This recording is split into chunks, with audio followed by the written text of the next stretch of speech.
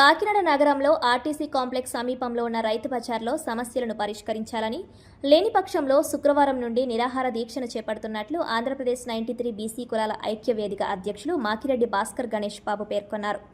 గురువారం ఐక్యవేదిక కార్యాలయంలో జరిగిన విలేకరుల సమావేశంలో ఆయన మాట్లాడారు. గతంలో అధికారులు రైతు బజార్లో సమస్యలపై ఇచ్చిన గడువు ముగిసినప్పటికీ నగరపాలక సంస్థ అధికారుల నుంచి ఎటువంటి స్పందన రాకపోవడంతో ఆమరణ నిరాహార దీక్షకు దిగుతున్నట్లు తెలిపారు. రైతుల కోసం ఏర్పాటు చేసిన రైతు బజార్ అసలు లక్ష్యాన్ని కోల్పోయి ప్రస్తుతం దళారుల ఆధిపత్య కేంద్రంగా మారిపోయిందని తీవ్ర విమర్శలు చేశారు. రైతులు నేరుగా వినియోగదారులకు తమ పంటను విక్రయించేలా ఏర్పాటు చేసిన రైతు బజార్లో రైతు కనిపించకుండా దళారులు రాజ్యమేలుతున్న పరిస్థితి ఏర్పడిందని ఆవేదన వ్యక్తం చేశారు. రైతు బజార్ ప్రారంభ సమయంలో కేవలం 250 మంది రైతులకు మాత్రమే అనుమతి ఇచ్చి వారు తమ పొలాల్లో పండించిన పంటను నేరుగా ప్రజలకు విక్రయించే విధంగా ఏర్పాట్లు చేసినట్లు గుర్తు చేశారు. కానీ కాలక్రమేణా పరిమితికి మించి అనుమతులు ఇవ్వడం వలన ప్రస్తుతం సుమారు 400 మంది వరకు వ్యాపారులు కార్యకలాపాలు నిర్వహిస్తున్నట్లు తెలిపారు. ఈ అక్రమాల కారణంగా పరిస్థితి తీవ్రంగా మారిందని పేర్కొన్నారు. అంతేకాకుండా కొందరు దళారీ రైతులు రాజకీయ నాయకుల అండతో స్థానికంగా తరాలుగా నివసిస్తున్న ప్రజలను భయాందోళనకు గురి చేస్తున్నారని ఆరోపించారు. రైతులకు సరైన స్థలాలు, నీటి సదుపాయం, పారిశుద్ధ్యం వంటి మౌలిక వసతులు కల్పించే విధంగా రైతు బజార్ను పూర్తిగా ప్రక్షాళన చేయాలని ప్రభుత్వాన్ని కోరారు. గడువు ముగిసినా కూడా అధికారులు స్పందించకపోవడంతో సమస్యను పరిష్కరించేందుకు చివరి మార్గంగా ఆమరణ నిరాహార దీక్ష చేపట్టాల్సి వస్తుందని స్పష్టం చేశారు. ఈ సమావేశంలో ఐక్యవేదిక నాయకులు పాల్గొన్నారు. ఈరోజు కాకినాడ స్మార్ట్ సిటీ నియోజకవర్గంలో ఉన్న ఆర్టీసీ కాంప్లెక్స్ పక్కన ఉన్న రైతు బజార్,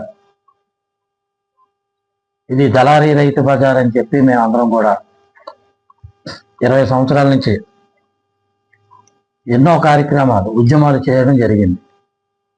ఎందుకోసం అంటే ఇది నిజంగా రైతు బజారే కాదు, మాస్టర్ ప్లాన్లో 80 ఫీట్ రోడ్డు.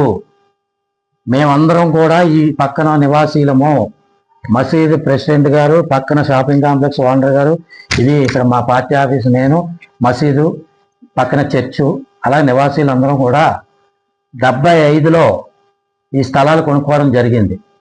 అప్పట్లో కాంప్లెక్స్ లేదు, ఈ రైతు బజారు లేదు, ఏమీ లేవు. ఇక్కడ ఒక కమేలా ఉండేది అంతే. అలాంటి పరిస్థితుల్లో మేము కొనుక్కున్నప్పుడే మాకు 3 రోడ్లు మా స్థలానికి, అంటే ఈ స్థలం కలిపి డాక్యుమెంట్లో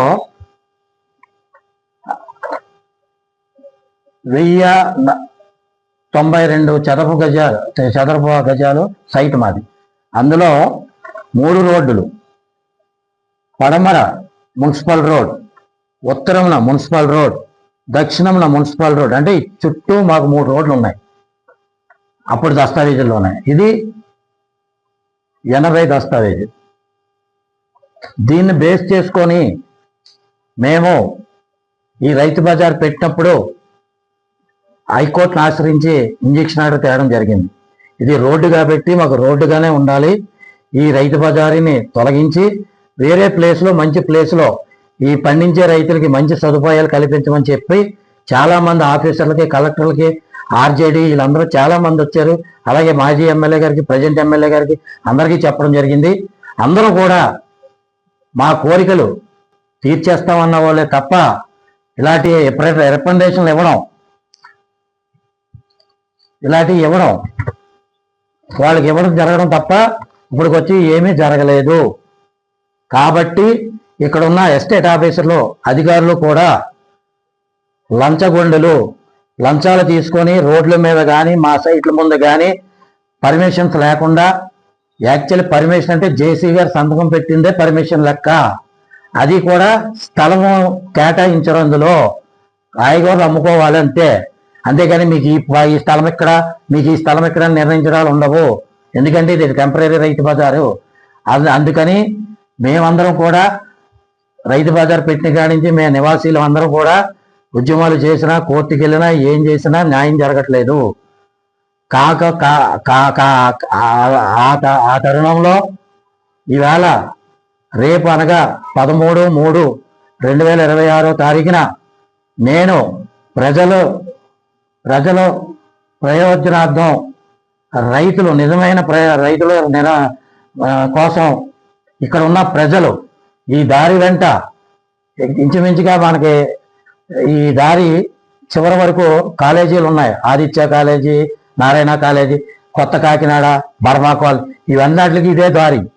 ఈ దారిలోంచి వెళ్ళే మార్గంలో వెళ్ళే ప్రతి ఒక్కరికి కూడా చాలా ఇబ్బందికరంగా ఉంది. ఈ రోడ్డునే కానీ డెవలప్ చేస్తే ఇక్కడ డైరీ ఫార్మ్ సెంటర్ నుంచి ఆర్టీఓ ఆఫీస్కి వెళ్ళే రోడ్డు 100 అడుగుల రోడ్డుకి ఇది కనెక్ట్ అయ్యి ట్రాఫిక్ చాలా మట్టుకి కాకినాడలో ట్రాఫిక్ అంతా కూడా ఇటు నుంచి వెళ్తే ఇక్కడంతా కూడా బాగుంటుందని చెప్పి మేము ప్రజల సమస్యల కోసం పోరాడుతున్నాము. అయితే ఈ మధ్యన ఇందులో దళారీలు ఎక్కువయ్యి నిజమైన రైతులు తక్కువయ్యి, అందులో ఒకే సామాజిక వర్గానికి సంబంధించిన రైతులు మాకు ఇచ్చిన ఇన్ఫర్మేషన్ యాక్ట్ ప్రకారంగా 250 మంది లిస్ట్ ఇచ్చారు. ఇప్పుడు 2013లో, అంటే ఇప్పుడు 300-400 అయిపోయి ఉంటాయి అనాథరైజ్డ్.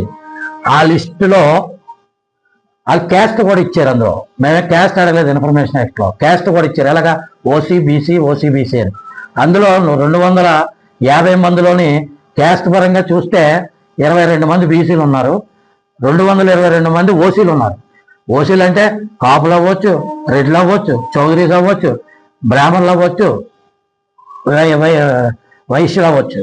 మరి ఇందులో ఎవరున్నారో ఓసీలు మాకు తెలియదు.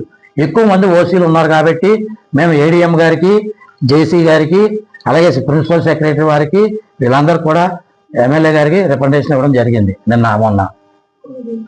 అయితే వాళ్ళందరూ కూడా చేస్తాం అలాగే అనడం జరుగుతుంది ఇప్పుడు దాకా 20 సంవత్సరాల నుంచి. అయితే వీళ్ళందరి మీద మాకు నమ్మకం లేక నేను మా నైబర్స్ తరపున, ప్రజల తరపున, రైతుల తరపున రేపు ఉదయం 9 గంటలకి ఇక్కడ రైతు బజార్లో ఆమరణ నిరాహార దీక్షకి కూర్చోవడం జరుగుతుంది. ఈ మీడియా ద్వారాగా ప్రజలకి, నిజమైన రైతులకి, అలాగే బీసీ సంఘాలకి, అలాగే విద్యార్థులందరూ కూడా ఈ మీడియా ద్వారాగా పిలుపునిస్తున్నాము.